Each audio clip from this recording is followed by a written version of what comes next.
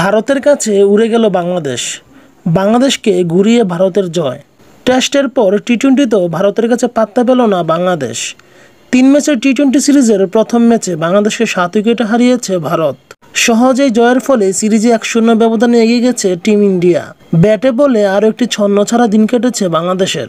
টসে হেরে ব্যাটিংয়ে নামা বাংলাদেশের হয়ে এদিন ওপেনিংয়ে খেলেছেন লিটন দাস এবং পারভেজ হোসেন ইমন। দুজনের উদ্বোধনী জুটিটা বেশিক্ষণ টেকেনি। প্রথম ওভারে সাজঘরে ফিরেছেন লিটন। মুখোমুখি হওয়া প্রথম বলে 4 মারার পরের বলে আউট হয়েছেন লিটন।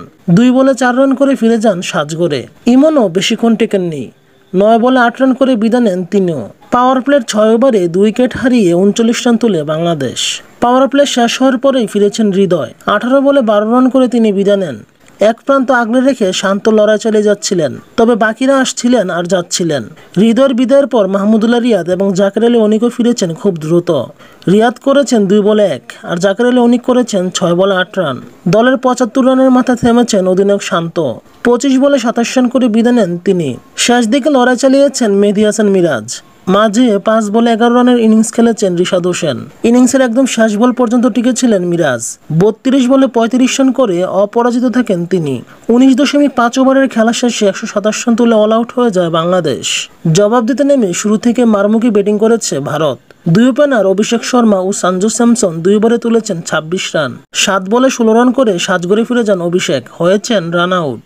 এরপর সঞ্জু স্যামসনের সাথে যোগ দেন অধিনায়ক সূর্যকুমার যাদব। আগ্রাসী ব্যাটিংয়ে 14 বলে 29 রানের গেম ইনিংস খেলে বিদায় নেন সূর্যকুমার।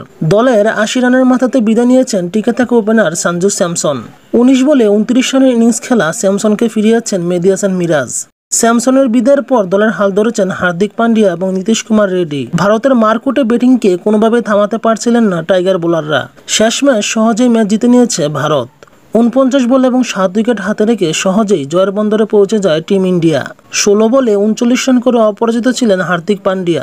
দারুণ দাপুটে এই জয়ের ফলে 3 ম্যাচের সিরিজে 1-0 ব্যবধানে এগিয়ে গেল ভারত।